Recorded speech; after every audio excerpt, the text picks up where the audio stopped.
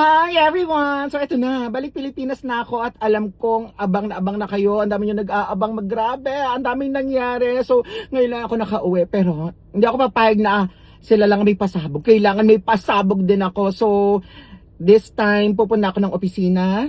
Magtatrabaho muna akong konti at doon ko na rin gagawin ang aking listahan na dapat gawin. So mamaya makakasama ko yung dalawa kong friends kasi sila yung nakatulong ko kasi nag-limit na yung GCash ko. Actually, hindi naman kasi malaki yung limit ko kasi nagkataon lang na ng mga paunang ayuda sa ibang mga kapitbalay staff, doon din pumasok. So, kinailangan ko din na meron pa akong GCash na magamit. So, sa mga nagtataka dyan, bakit iba yung number na pinapasok ko or pangalan na pinapasok ko, yun po yung sa mga friends ko. Yung pong nag-send po, doon po sa una kong sinend kay Ma Jesus sa Mercado. So, thank you so much po.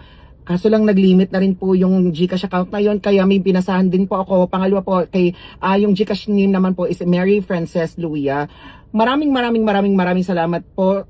But this time muna po, nag-cut off muna ako, nag-post po ako, nag-cut off muna po ako. Ayusin ko muna po lahat ng mga naunang pasa sa akin, tapos babalikan ko po kayo. Actually po, sinilip ko, ang dami pa pong gustong magpaabot ng tulong. Babalikan ko po kayo, wag po kayo mag-alala. At magme-message po ako sa inyo po, re-replyan ko po kayo. So, thank you so much po. Yan, samahan nyo ako, maglilista tayo. Go!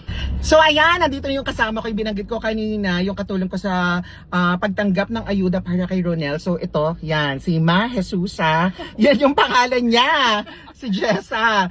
Kasi yun yung pangalan niya sa GCash. And then, also this one, yan, si Mary Frances Luia. So pupunta kami sa office kasi asikasuhin na namin, kailangan na namin maasikaso yung lahat para makatanggap na ulit ako ng mga panibagong followers po na gustong mag-send. But yung susunod na po, iba na pong pangalan po ulit ang gagamitin ko po para po mas sure po na makapasok po yung tulong niyo po. So let's go, tara sa opisina. Samahan niyo ako yung maglista. So andito na kami. Papunta na kami ng office. So let's go, simulan ng bakbakan.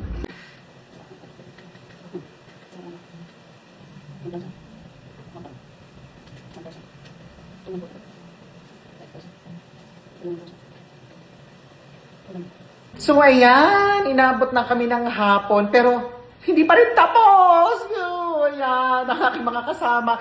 Hindi pa rin kami tapos pero hindi ako titigil ha. Nagbe-break time lang ako. Thank you so much po sa lahat po ng nagtiwala at nagpadala po. Rest assured talaga po. Makakarating po ito. I-endorse ko po kay Sir Ronnie at makakarating po kung kanino po dapat mapunta. Ano po, talagang overwhelming po. Talagang nalilito-lito na kami. Hinabot na kami ng hapon pero still, maraming salamat po. Sure po, babalikan ko po yung tatapusin ko po yan. Kailangan ko pong maayos po, makonsolidate po ng maayos po.